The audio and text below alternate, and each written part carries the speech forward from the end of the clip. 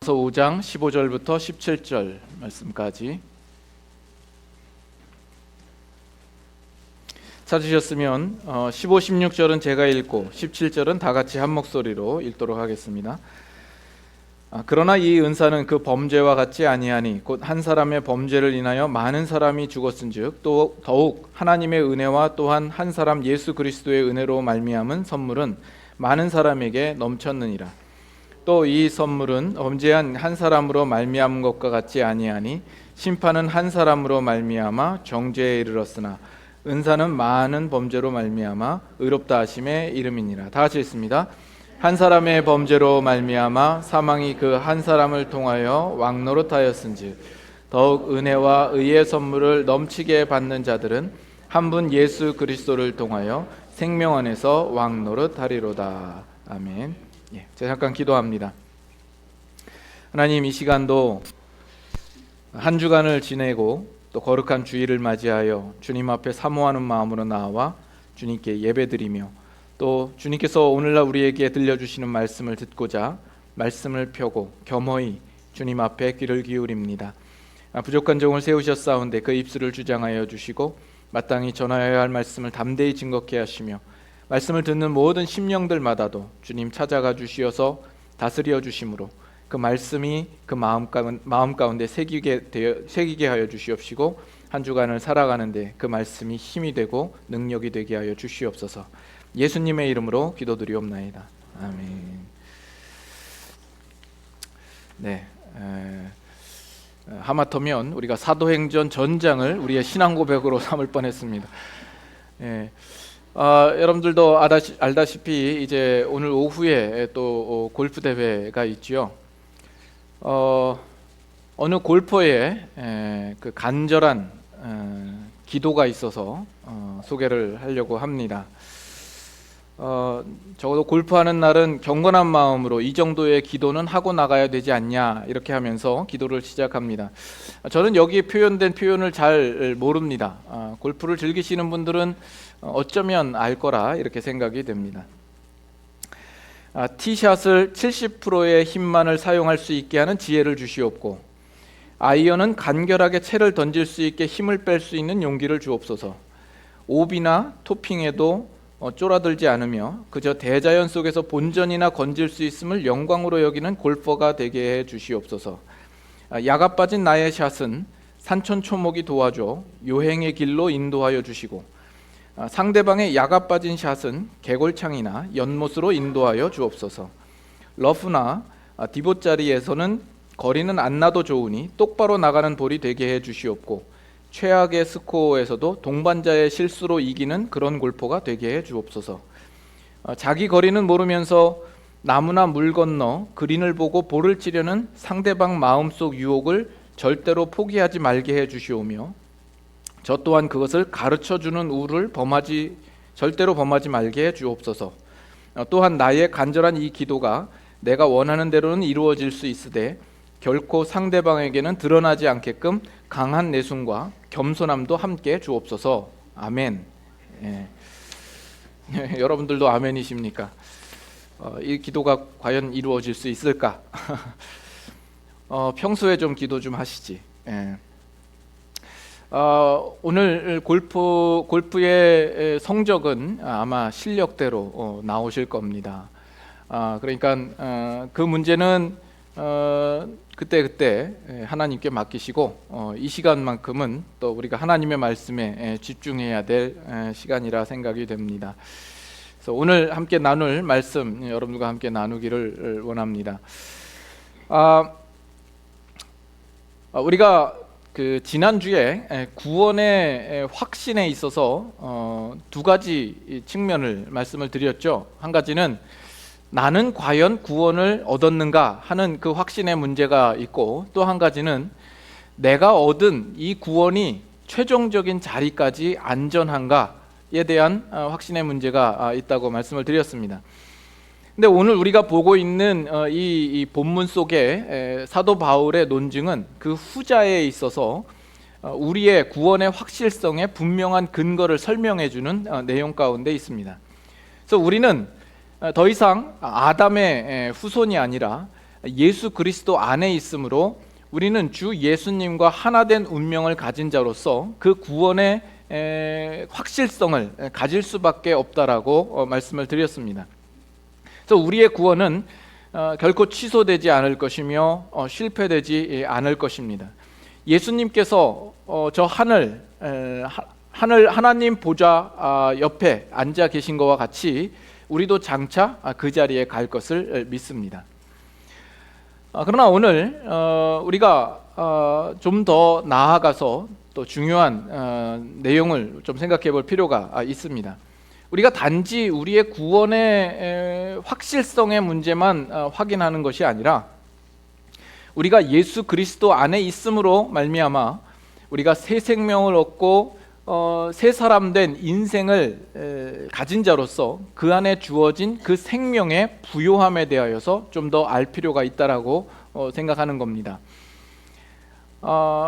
우리 많은 성도들이 우리가 얻은 바 구원에 대하여서 어떻게 하면 그 생명을 빼앗기지 않을까 하는 차원에서 소극적으로 우리의 구원을 생각하고 있는 경우들이 많습니다. 내가 어떻게 하면 그 구원에서 떨어지지 않을까 하는 그 목적에서만 신앙생활을 하는 것이죠. 그리고 정작 우리가 얻은 구원의 부요함과 그 생명의 충만함에 대하여서는 우리가 그 사실을 모르고 신앙생활을 하는 경우가 많다라는 점입니다. 여러분 지금까지 살아오면서 이 세상의 그 가진 자들을 보고 반면 상대적으로 나는 가지지 못한 것에 대하여서 슬픈 마음을 가지신 적이 있으시죠?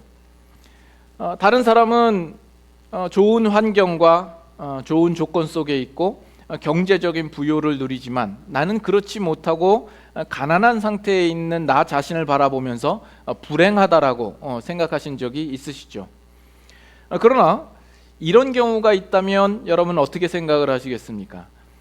내가 다른 사람에 비할 수 없이 정말 놀랍고 값지고 가치 있는 것을 가지고 있습니다. 가지고 있음에도 불구하고 나 자신은 그것이 얼마나 가치 있는지를 알지 못하여서 그것을 하찮게 여기고 그저 다른 사람 바라보면 침을 흘리고 부러워하고 있다면 그 사람은 또한 얼마나 불쌍하고 어리석은 인생을 살고 있는 것입니까?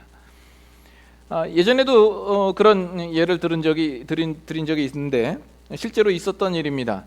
거라지 세일을 하면서 집안에 있는 여러 가지 이제 소장품들을 내놓았는데 지나가는 사람이 거기에 있는 그림 한 점을 보고 일부를 주고 그 그림을 산 겁니다. 나중에 보니까 그 그림이 피카소가 직접 그린 진품이었던 것이죠. 그래서 100만 달러의 가치가 있는 그림이었던 겁니다. 그걸 원래 소유하고 있었던 그 전 주인은 지금까지 그 그림을 가지고 있었음에도 불구하고 그 가치를 알지 못하였던 것 아닙니까?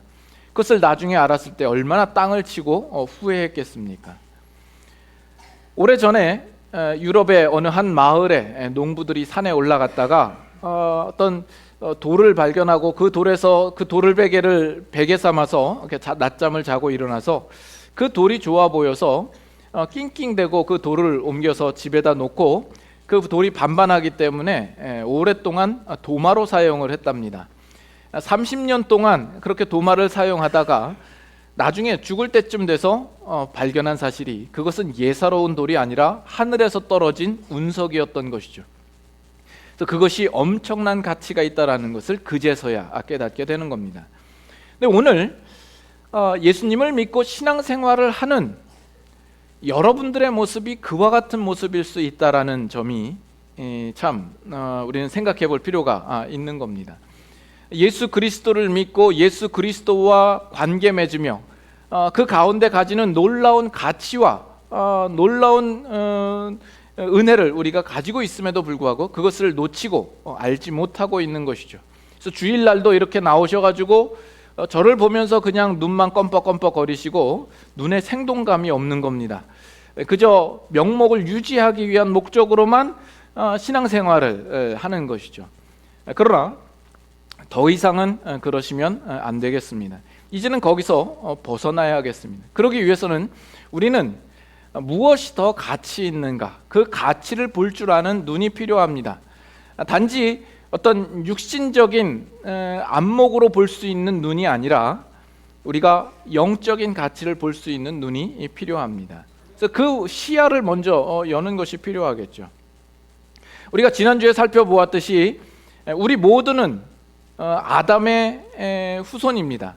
아담은 모든 인류의 시조입니다. 우리가 아담과의 관계를 생각할 때는 언제나 육신적인 혈통과 전승을 기초하여서만 생각할 수 있습니다. 우리는 아담 안에서 창조되었다라고 이야기를 해도 과언이 아닐 것입니다. 그래서 아담과 우리와의 관계는 육신적인 차원에서, 육신적인 국면에서밖에 바라볼 수가 없는 것이죠. 그러나 우리가 이제는 예수 그리스도 안에 있습니다. 예수 그리스도와 우리와의 관계를 이야기할 때는 결코 육신적인 것이 아니라 영적인 것으로 바라보아야 하겠죠. 물론 우리는 지금 육신을 입고 있습니다. 우리가 아담 안에서 태어났기 때문에 그렇습니다. 그러나 이제 우리가 예수 그리스도를 알고 그와 관계를 맺었다는 것은 더 이상 육신적인 것이 아니요 영적인 것이다라는 겁니다. 그렇기 때문에 그것이 가치 있고 중요하다라는 점이죠. 우리는 이 부분에 있어서 먼저 우리의 시야를 열 필요가 있습니다. 여러분에게 한 가지 먼저 질문을 한번 드려보도록 하죠. 여러분들이 지금 살아가고 있는 이 현실에서 여러분들은 영적인 것을 기반으로 놓고 살아가십니까? 육적인 것을 기반으로 놓고 살아가십니까? 영적인 것과 육적인 것, 어느 것이 여러분에게 더 가치 있는 것입니까? 일반 세상 사람들, 하나님을 알지 못하고 믿음을 가지고 있지 않는 세상 사람들은 이 세상을 살아가면서 당연히 육신적인 것을 기반으로 놓고 살아갈 것입니다.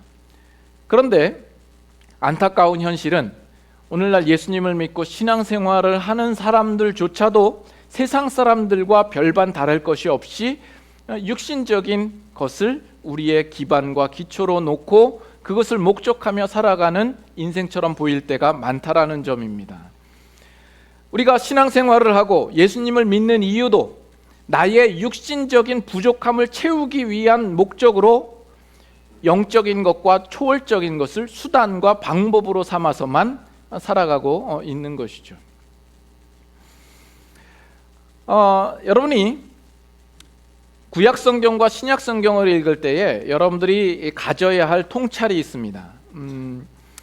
여러분이 구약 성경을 읽어보면 구약 성경은 모든 것이 유물적이고 물질적입니다. 그래서 하나님께서 축복하시는 자가 있다 하면 그 축복은 어떻게 나타나냐 하면 눈에 보일 수 있게 나타납니다. 가령 그가 소유한 소와 양과 낙타의 수로 그 축복을 가늠하고 이해를 하죠. 또는 자녀의 수와 또는 건강과 장수로 나타납니다. 그래서 그 상급이라고 하는 것은 어디까지나 외형적이고 물질적인 경우입니다. 그러나 신약으로 오면 완전히 다르게 나타나죠. 아니 오히려 정반대된 모습으로 나타납니다. 하나님의 사람들은 오히려 핍박을 받고 순교를 당합니다. 그들의 주어지는 상급은 어디까지나 영적인 것이죠. 여러분 여기에서 어느 것이 실체이고 어느 것이 모형입니까? 어느 것이 참 실체이고 어느 것이 모형일까요?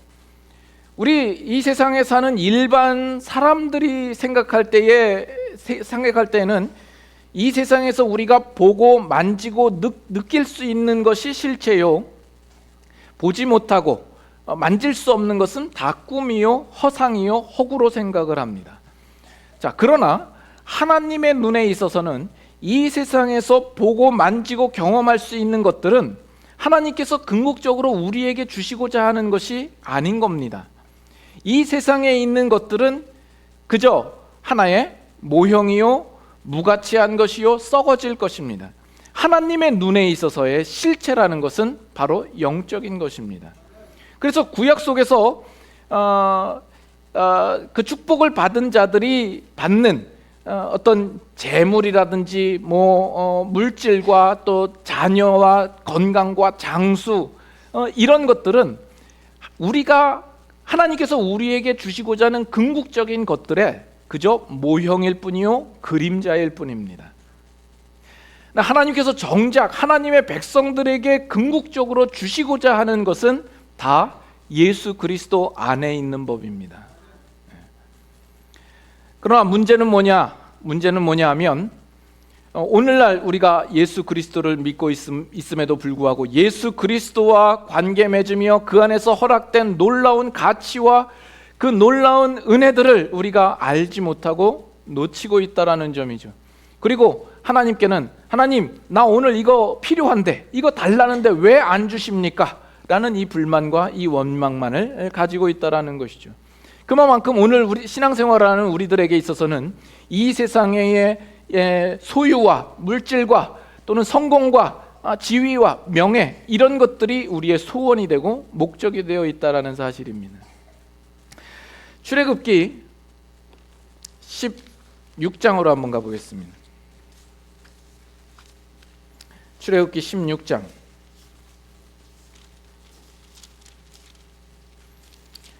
2절과 3절입니다. 출애굽기 16장 2절과 3절. 자, 2절 제가 읽고 3절 같이 한번 읽죠. 이스라엘 자손 온 회중이 그 광야에서 모세와 아론을 원망하여 이스라엘 자손이 그들에게 이르되 우리가 애굽 땅에서 고기가마 곁에 앉아 있던 때와 떡을 배불리 먹던 때에 여호와의 손에 죽었더라면 좋았을 것을 너희가 이 광야로 우리를 인도해내어 이 온 회중이 주려 죽게 하는도다. 예. 지금 이스라엘 백성들의 원망이 나오죠. 출애굽하고 난 직후입니다. 출애굽 역사가 출애굽기 14장에 나오고 15장에는 그 출애굽을 행하신 하나님을 찬양하는 노래가 나오고 16장에 들어서 바로 이 원망이 나오는 겁니다. 우리가 애굽 땅에 있을 때 그 고기가마 곁에서 있었던 때 떡을 배불리 먹던 때에 그때가 오히려 차라리 낫다 이 이야기를 하는 것 아닙니까? 민수기에 가면 이런 비슷한 내용이 또 나옵니다. 민수기 11장 한번 보겠습니다. 민수기 11장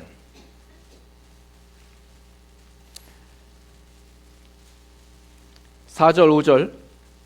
민수기 11장 4절. 그들 중에 섞여 사는 다른 인종들이 탐욕을 품음에 이스라엘 자손도 다시 울며 이르되 누가 우리에게 고기를 주어 먹게 하랴. 다 같이 했습니다. 우리가 애굽에 있을 때에는 값없이 생선과 오이와 참외와 부추와 파와 마늘들을 먹은 것이 생각나거늘 이제는 우리의 기력이 다하여 이 만나 외에는 보이는 것이 아무것도 없도다 하니. 자, 지금 여기에 있는 이스라엘 백성들에게 있어서는 그들이 마음껏 배불리 먹는 것이 유일한 가치입니다. 비록 애굽 땅에서 종과 노예의 신분으로 있었다 할지라도 그들이 배를 골지 않고 늘 삼시세끼 배불리 먹을 수 있었다라는 것이 그들에게는 복이라고 생각되어져 있는 것이죠. 그랬던 그들이 광야에 나오고 보니까 먹을 만한 것이 마땅치 않은 것이죠. 모든 것이 불편합니다.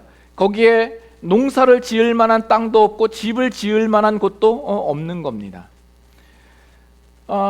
우리가 신명기 8장을 여러 차례 보았습니다만 신명기 8장에 보면 내가 너희를 이 40년 동안 광야길을 걷게 한 것은 너희를 낮추시고 시험하사 사람이 떡으로만 사는 것이 아니요 여호와의 입에서 나오는 모든 말씀으로 살 것이니라 하는 사실을 알게 하려 함이라 이렇게 나옵니다. 하나님께서 이스라엘 백성들을 출애굽하여서 왜 당장 가나안 땅으로 인도하시지 않으셨을까요? 그렇게 거리상으로는 그렇게 긴 거리가 아닙니다. 얼마든지 한두 달 안에서 충분히 가나안 땅으로 갈 수 있는 거리를 40년 동안 배회하고 왜 방황하게 하셨던 걸까요? 그것은 하나님께서 마침내 이스라엘 백성들에게 복을 주시기 위한 것입니다. 이스라엘 백성들이 당장 가나안 땅에 들어가서 배부르고 등 따시고 그리고 농사를 지을 만한 땅을 얻고 또 거기서 집을 짓고 사는 이것이 이스라엘 그들 백성들의 가장 귀한 복이 아니라 그들에게 무엇이 더 가치 있고 중요한 복인가를 깨우치고 알게 하시기 위한 목적이 있다라는 것이죠. 그렇다면 이스라엘 백성들에게 정작 가장 중요한 복이라고 하는 사실은 어떤 것일까요?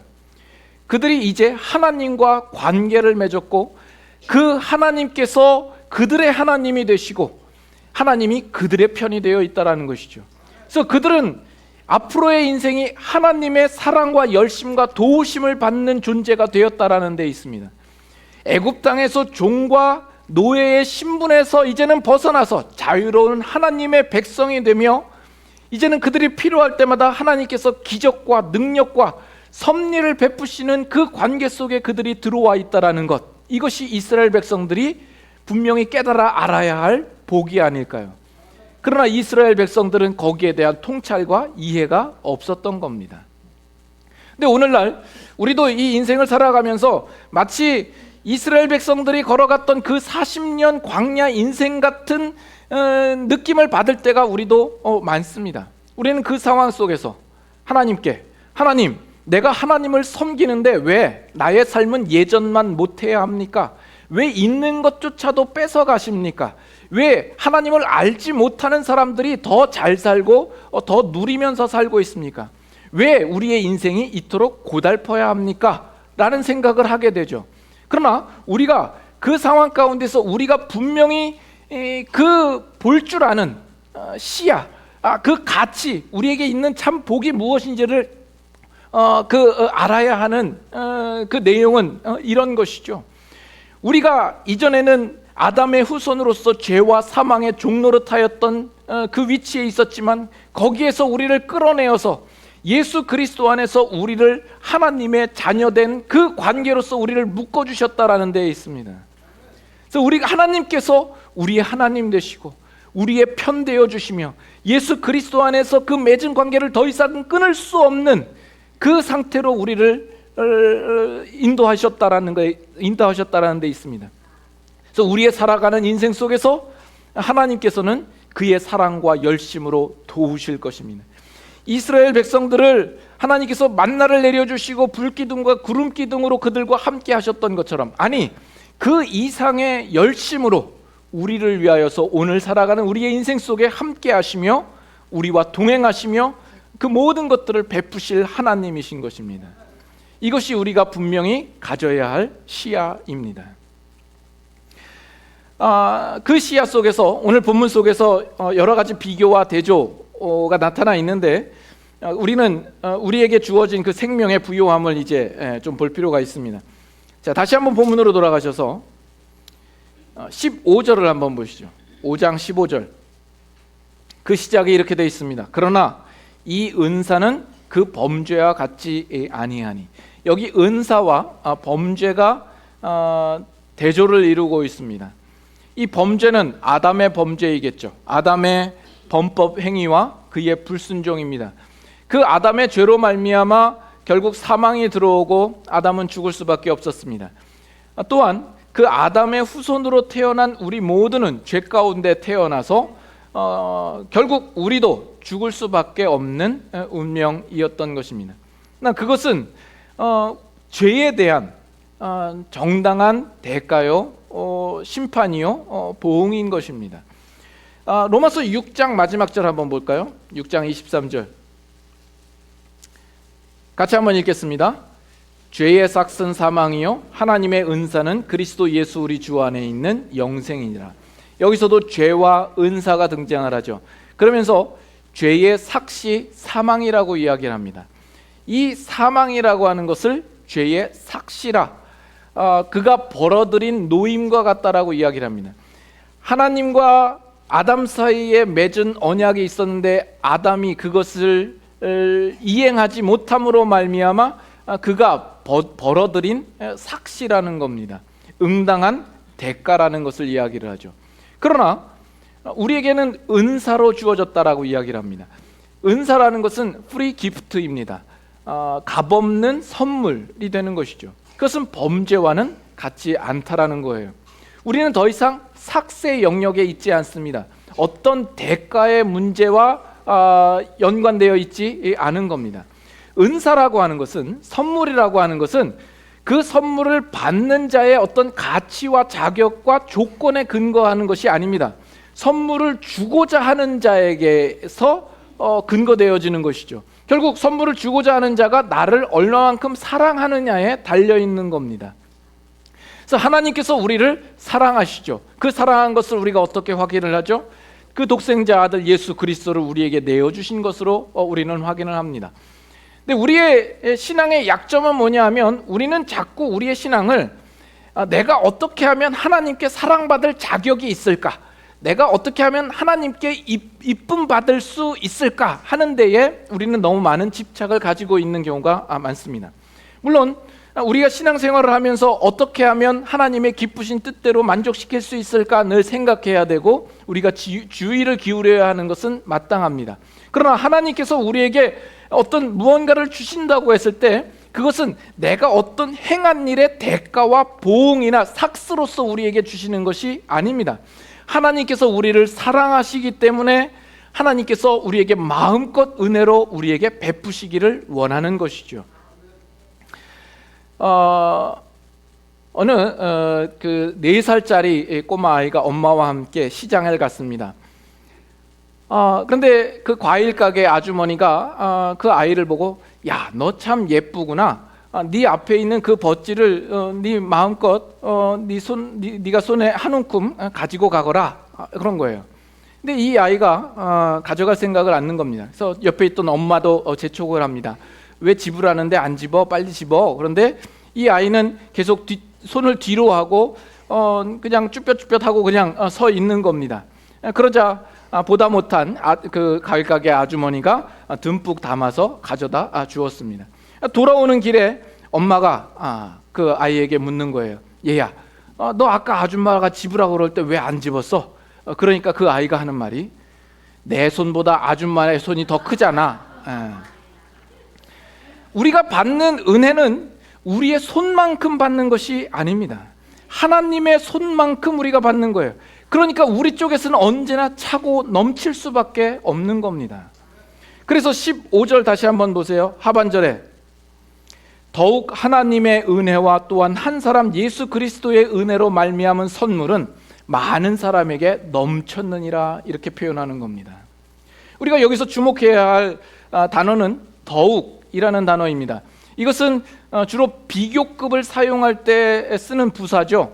앞에 있는 것보다 뒤에 있는 것들이 더 크고 많다라는 것을 표현할 때 씁니다. 그래서 다음에 나오는 내용이 넘쳤느니라 라는 표현과 함께 사용되어지는 것 아닙니까? 이 이야기는 그 첫사람 아담의 범죄로 말미암아 우리에게 미쳐진 그 결과보다 예수 그리스도의 은혜로 말미암아 선물로 주어지는 그 결과가 더 크다라는 것을 의미하는 것이죠. 우리가 예수 그리스도에 있음으로 말미암아 우리가 이제는 예전에 죄짓지 않던 아담의 모습으로 돌아가는 것입니까? 아니요, 그렇지 않습니다. 그 이상입니다. 여러분, 아담은 죄짓지 않을 그 당시에 어떤 모습입니까? 그 아담은 하나님의 형상으로 창조되었죠. 그는 무죄한 상태입니다. 전혀 죄를 짓지도 않았고 그 안에 부정한 것이라고는 전혀 없는 상태였습니다. 그러나 그가 가지고 있는 하나의 결점이 있는데 그것은 뭐냐면 그는 타락할 가능성을 가지고 있었던 자였습니다. 그리고 결국 타락하였고 그로 말미암아 죽을 수밖에 없었던 것이죠. 그러나 이제 우리는 예수 그리스도 안에 있는 자가 되었습니다. 그렇다고 했을 때 그 아담의 범죄로 인하여서 마이너스로 간 만큼을 다시금 되돌려서 원상태로 와서 우리가 0이라는 지점에 서 있는 것이 아닙니다. 우리는 예수 그리스도로 말미암아 그 플러스의 무한대로 지금 인도받고 있는 것입니다.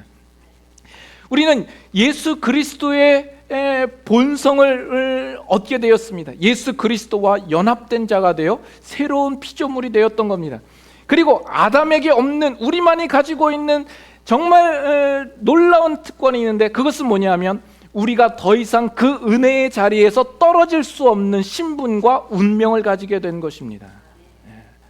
더 이상 죽음이 우리를 가두지 못하며 우리를 올가매지 못하는 자리에 와 있는 것이죠.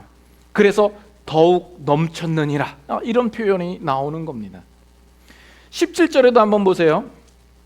17절에 보시면 한 사람의 범죄로 말미암아 사망이 그 한 사람을 통하여 왕노릇하였은즉 더욱 은혜와 의의 선물을 넘치게 받은 자들은 한 분 예수 그리스도를 통하여 생명 안에서 왕노릇하리로다.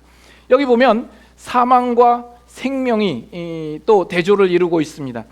여기 이 구절 속에서도 더욱 넘치게라는 표현이 있죠. 계속 성경은 그것을 강조하고 있는 겁니다. 이전보다 우리가 지금은 더욱 넘치도록 받았다라는 것을 지금 말하고 싶은 거예요. 여러분, 사망이라고 하는 것은 무엇도 만들 수가 없습니다. 상상조차 할 수가 없는 것이 사망입니다. 사망은 곧 끝이요 종말입니다. 거기에는 어떤 발전 가능성조차 없는 겁니다.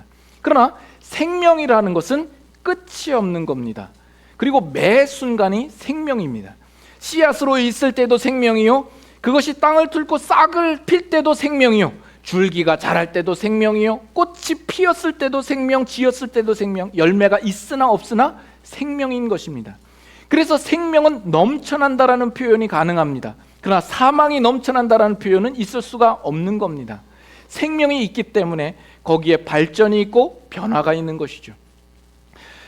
사시사철 생명이 없는 것들은 변화가 없습니다. 뭐 변화가 있어 봐야 더 썩어지는 것밖에 갈 데가 없는 것입니다. 그러나 생명이 있는 것은 그 사시사철 색색이 변하고 여러 가지 변화의 모습을 가지는 것이죠. 겨울에는 그냥 뼈가 앙상한 것처럼 마른 나뭇가지처럼 있는 것 같아 보여도 그 안에 생명이 있기 때문에 다시 봄이 되면 싹이 나고 꽃이 피게 되는 것이죠. 그리고 열매를 맺습니다. 얼마나 역동적인 생명의 모습이 있습니까? 그래서 이 골프라는 운동은 그 생명의 자연을 만끽하면서 즐길 수 있는 아주 좋은 스포츠라 생각이 됩니다. 뭐 탁구 같은 것은 그 테이블 위에서 뭐 하는 거예요? 테니스 같은 것도 그 죽은 땅에서 굶겨놓고 인이니 아웃이니 이런 옥신각신하는 이런 그런 스포츠에 비하면 이 골프라는 것은 그 자연 만물의 그 생동하는 생명의 기운을 우리가 느끼면서 할 수 있는 얼마나 아름다운 좋은 스포츠입니까? 나리니만큼 이런 멘트 한 번씩 해줘야 나중에 골프 대회 후에 있을 그 경품 때 좀 참고해 주시고 지난 금요일 날 오신 분들은 그때도 언급을 드렸죠. 시편 1편에 보면 분명한 생명과 사망의 분명한 대조가 나오죠. 복 있는 사람은 하고 시작되는 그 시편 속에 복 있는 사람을 뭐라고 비유를 한다고요? 시냇가에 심은 나무로 비유를 하죠. 그 뿌리가 강변에 뻗치고 시절마다 과실을 맺히고 그 잎사귀가 마르지 아니함 같다라고 이야기를 합니다. 그러나 악인은 바람에 나는 겨와 같도다. 거기에는 뿌리도 없고 생명도 없고 결실이 있을 수가 없는 것이죠. 오늘 이 17절에 한 가지 더 주목할 표현이 있습니다. 한번 보세요. 5장 17절 다시 한번 보시면 한 사람의 범죄로 말미암아 사망이 그 한 사람을 통하여 왕노릇한다라고 이야기를 합니다. 자, 그러면 한 분 예수 그리스도를 통하여서는 무엇이 왕노릇할까요? 생명일까요? 성경에 그렇게 나와 있나요? 어떻게 나와 있습니까? 사망이 왕노릇하면 생명이 왕노릇한다라고 나올 것 같은데 그렇게 나오지 않고 생명 안에서 왕노릇한다 이야기합니다. 그러면 이 왕노릇하는 주체는 누구입니까? 아니, 여기 보면 더욱 은혜와 의의 선물을 넘치게 받는 자들은 생명 안에서 왕노릇한답니다. 그게 누구예요? 우리가 왕노릇한답니다. 여러분, 이거 놀랍지 않습니까? 우리가 왕노릇한대요. 우리가 사망 아래에 있을 때에는 그 사망 아래에서 우리는 옴짝달싹 할 수가 없습니다. 아무것도 할 수가 없습니다. 그 사망의 굴레 속에서 벗어날 수도 없고 그냥 사망이 우리에게 왕노릇하는 것이 맞습니다.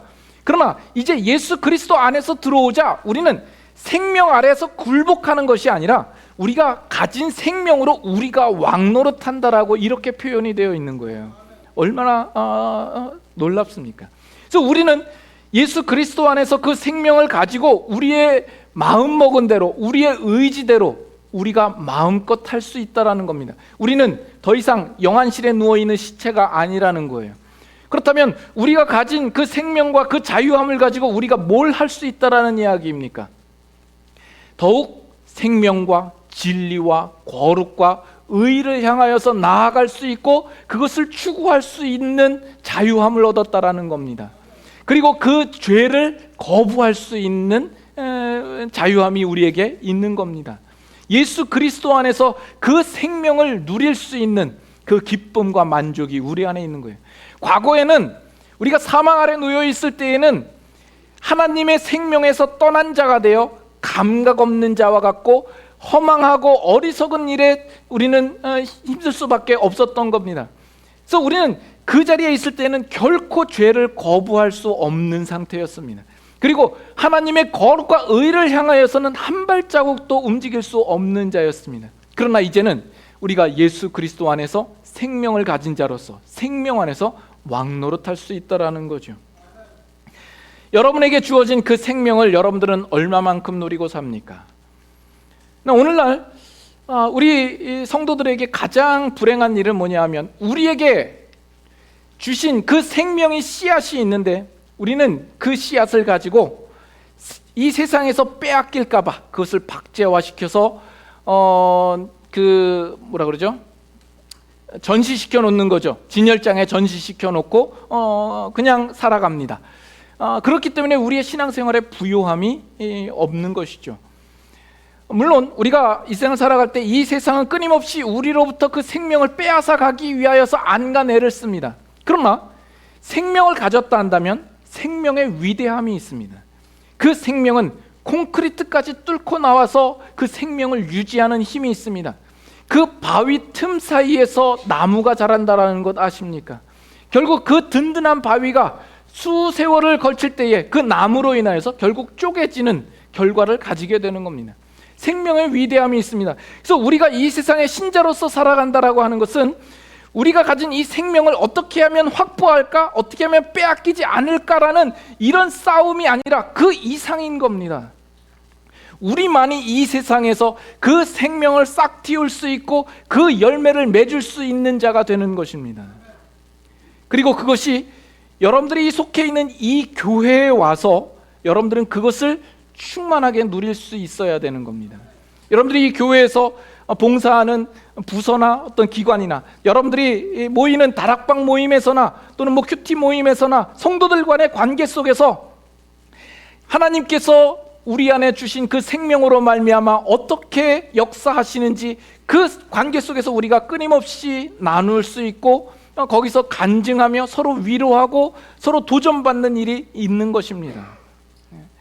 이 교회라는 것의 가장 큰 특징은 생명이어야 합니다. 이 세상 다른 많은 단체들이 있죠. 그러나 그 단체들은 다 자신의 기호와 취미와 관심과 목적을 따라 모입니다. 그러나 그 안에는 결코 생명이 있을 수가 없습니다. 그러나 교회만큼은 여러분들의 모이는 자리에서 그 생명이 꿈틀거리고 역동하고 역사하는 그 힘을 여러분들이 느끼셔야 하고 경험하셔야 되고 누리셔야 되는 겁니다. 여러분들이 함께 만나는 이 교회 안에서의 모임 속에서 그러한 것이 놓쳐지지 않도록 조심하셔야 됩니다. 그저 그냥 모여서 놀고 먹고 마시고 하는 것을 여러분 그것을 우리 교회의 목표로 삼으시면 안 됩니다. 물론 있을 수가 있죠. 그러나 그것이 우리의 교회된 본질적인 목표가 되어서는 안 됩니다. 우리 안엔 생명이 넘쳐나야 되는 겁니다.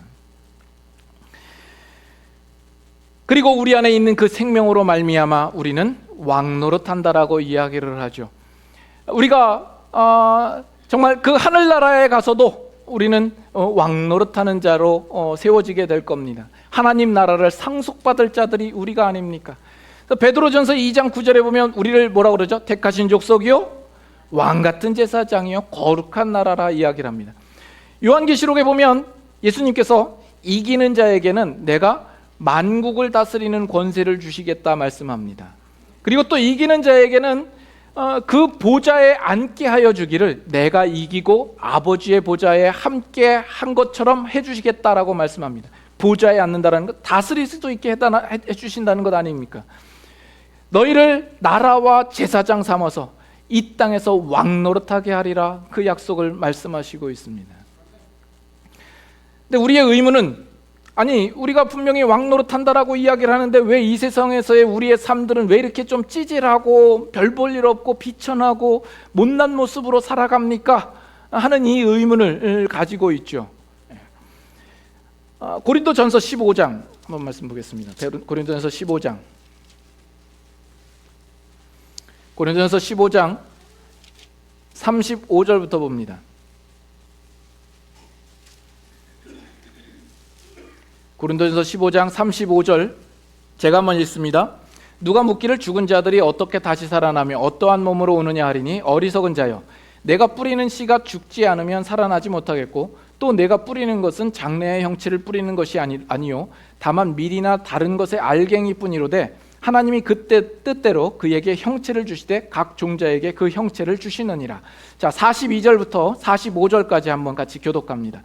죽은 자의 부활도 그와 같으니 썩을 것으로 심고 썩지 아니할 것으로 다시 살아나며, 욕된 것으로 심고 영광스러운 것으로 다시 살아나며, 약한 것으로 심고 강한 것으로 다시 살아나며, 육의 몸으로 심고 신령한 몸으로 다시 살아나나니 육의 몸이 있은즉 또 영의 몸도 있느니라.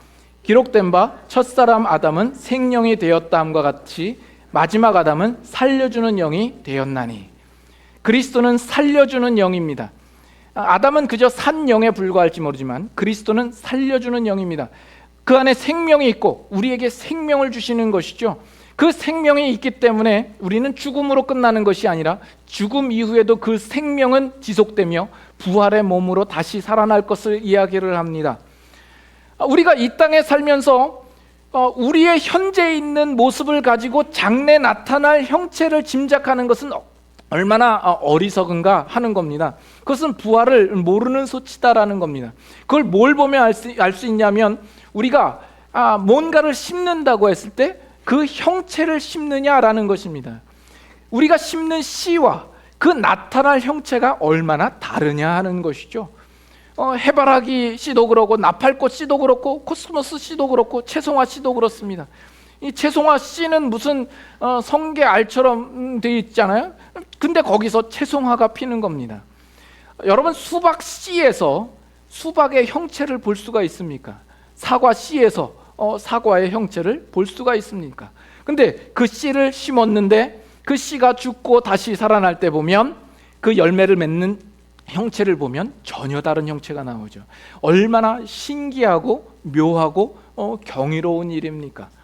그래서 여러분들이 이 세상에서 예수님 믿는 신자의 삶이 참 보잘것없고 참 비천한 모습이라고 해서 그 나라에 가서도 그런 모습일 거라고 우리는 생각할 수 없다라는 거죠. 이 세상에서 존귀하고 영화롭게 산다고 해서 그 나라에 가서도 존귀하고 영화롭게 되는 법이 아닙니다. 오히려 이 자연의 이치를 보면서 마치 하나님의 계시인 것이냐 우리가 깨달을 수 있는 것은 뭐냐면, 그 형체가 아주 끔찍할수록, 그 형체가 아주 흉할수록 그 다음에 나오는 형체는 보다 아름답다라는 것이죠. 그것이 나비 같은 것을 보면 알지 않습니까? 이 나비의 그 유충을 보면 얼마나 징그럽습니까? 애벌레 같은 걸 보면 꿈틀거리는 거 우린 다 싫잖아요. 손으로 집기도 좀 뭐하고 좀 그렇게 징그러운데, 나중에 성체를 보면, 그 나비의 모습을 보면 우리가 생각할 수 없이, 그 애벌레에서는 상상할 수 없는 그 아름다운 자태와 색깔과 그 우아함을 우리가 볼 수 있지 않습니까? 이런 거를 보면 지금 이 세상 속에서 좀 잘생기고 괜찮은 사람들은 나중에 가면 별 볼 일 없을 거라는 생각이 듭니다. 뭐 원빈이나 뭐 장동건, 뭐 김태희, 전지현 뭐 이런 사람들은 나중에 가면 우리만 못할 거예요. 근데 우리 같은 애 여러분 다 동참하세요. 이제 좋은 얘기 할 테니까. 이 우리 같은 버러지 같은 사람들은 나중에 가면 그 부활의 형체를 입었을 때에는 정말 휘황찬란하며 하나님께서 그 존귀와 영광으로 입히셔서 정말 우리 스스로를 생각할 수 없는 아름다운 모습으로 하나님께서 바꿔놓으시지 않겠습니까? 그래서 우리는 우리 자신을 보고 놀랄 거예요. 아니 이게 나요? 그래서 우리 스스로 놀라지 않겠습니까? 분명 그날이 올 것입니다. 그리고 우리는 그 가운데서 생명 가운데서 왕 노릇하는 날이 이를 것입니다. 그래서 우리에게 예수 그리스도 안에서 주어진 이 생명이라고 하는 것은 결코 끝이 없는 것입니다. 끝이 없는 것입니다. 그 생명의 부요함이 있다라는 것을 여러분 깨달으실 수 있기를 바랍니다. 오늘 주어진 현실에 집착하여서 어떤 일로 낙심하거나 실망하거나 좌절하지 마십시오. 영적인 눈을 크게 뜨셔서 우리 안에 주신 생명을 발견하시고 그 생명의 풍성함을 만끽하며 감사하며 사실 수 있는 여러분의 신앙 인생이 되실 수 있기를 바랍니다. 아멘. 기도하겠습니다.